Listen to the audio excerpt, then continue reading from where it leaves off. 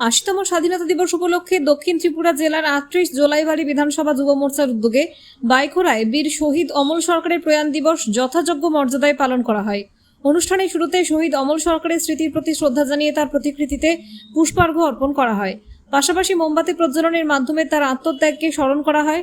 শহীদ অমল সরকার ছিলেন সশস্ত্র সীমা বলের একজন বীর জওয়ান তথা সাব ইন্সপেক্টর।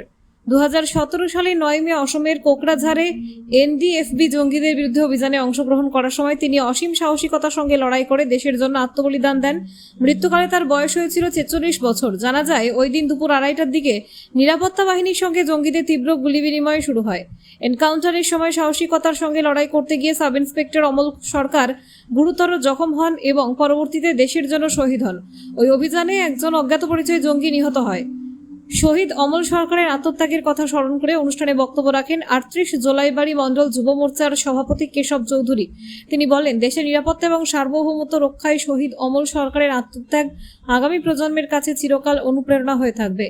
অনুষ্ঠানে উপস্থিত ছিলেন ৩৮ জোলাইবাড়ি মণ্ডল সভাপতি সুজিত দত্ত, জোলাইবাড়ি মণ্ডল যুব মোর্চার সভাপতি কেশব চৌধুরী, দক্ষিণ ত্রিপুরা জেলা যুব মোর্চার সাধারণ সম্পাদক সুদীপ গোপ, দক্ষিণ ত্রিপুরা জেলা কমিটির সদস্য নীতিশ দেবনাথ, জোলাইবাড়ি যুব মোর্চার সাধারণ সম্পাদক রাজীব বিশ্বাস সহ অন্যান্য দায়িত্বপ্রাপ্ত কর্মকর্তা এবং কর্মীরা। সবাইকে নমস্কার। ভারতীয় জনতা পার্টি ৩৮ জুলাইবাড়ি মন্ডল অন্তর্গত আমাদের বাইকুড়াতে হর ঘর তিরঙ্গাকে কেন্দ্র করে আমরা বাইকুড়া বাজারে আগামী 14 তারিখ একটা র্যালি হবে এবং 13 তারিখে আমাদের একটা মৌন মিছিল হবে।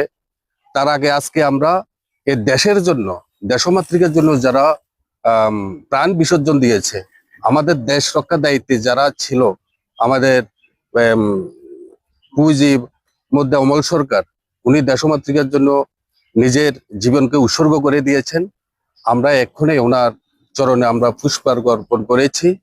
আমার সামনে আছে আমাদের সবারই মা, এখানে উপস্থিত আছে অমল সরকার দাদা, স্যারের মা আছে এখানে, এখানে ওনার মিসেস আছে, আমাদের এখানে উপস্থিত মন্ডল সভাপতি এবং জেলা কমিটির সম্পাদক সুমন দেবনাথ এবং ওনার পিতাও এখানে উপস্থিত আছে।